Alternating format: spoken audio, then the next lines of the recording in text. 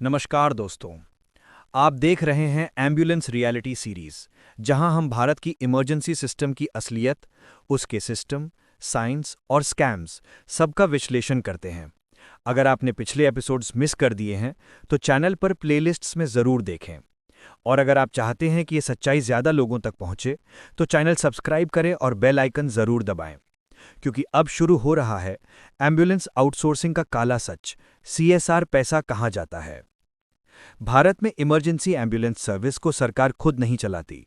वो देती है प्राइवेट कंपनीज या एनजीओज को, आउटसोर्सिंग मॉडल में।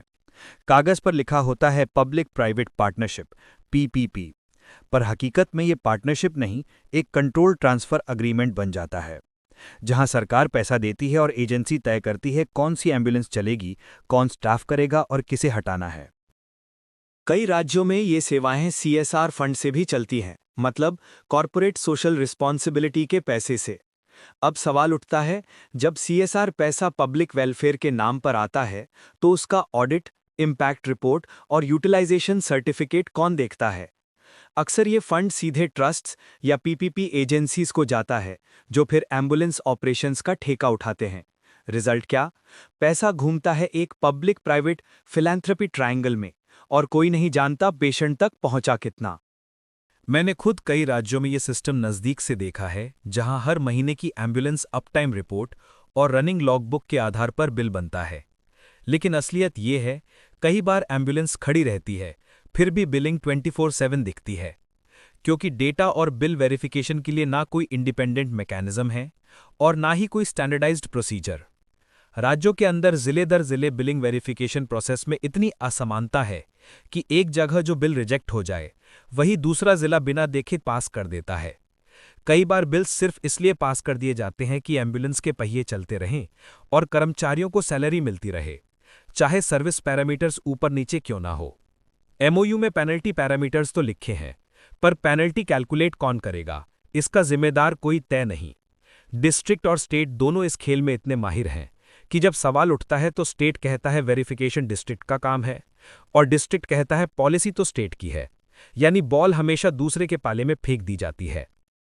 एम्बुलेंस में लगे oxygen cylinder, stretcher, GPS, uniform, इन सब की फंक्शनल अवेलेबिलिटी, रिप्लेसमेंट टेन्योर और मेंटेनेंस रिस्पॉन्सिबिलिटी एमओयू की मोटी फाइलों में कहीं छोटे अक्षरों में छिपी रहती है। असलियत ये है, जब तक ये इक्विपमेंट किसी तरह चल रहे हैं, उन्हें फंक्शनल माना जाता है। लेकिन जैसे ही कोई सिलेंडर लीक हो जाए, स्ट्रेचर टूट जाए या जीपीएस खराब हो जाए, तो फिर शुरू होती है कॉस्ट कटिंग की कहानी। मेंटेनेंस के नाम पर टेम्पररी फिक्स कर दिए जाते हैं। परमानेंट रिप्लेसमेंट तभी होता है जब या तो हाई प्रोफाइल डिप्लॉयमेंट हो या किसी बड़े ऑफिसर या लीडर का प्रेशर आ जाए, वरना ये इक्विपमेंट्स एज इट इज हालत में सालों तक चलते रहते हैं और आखिर में नए टेंडर में आने वाली नई एम्बुलेंस के साथ ही इनकी रिप्लेसमेंट होती है। यानी इक्विपमेंट एक पब्लिक एसेट है, पर उसकी केयर प्राइवेट कन्वीनियंस पर निर्भर करती है।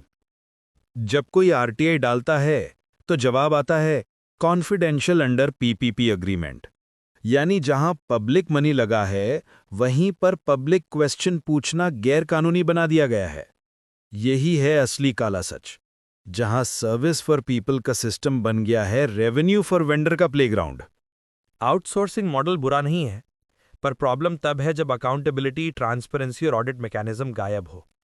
एम्बुलेंस सिर्फ एक गाड़ी नहीं, वो एक पब्लिक लाइफलाइन है, जिसे कॉर्पोरेट बैलेंस शीट का हिस्सा नहीं बनना चाहिए।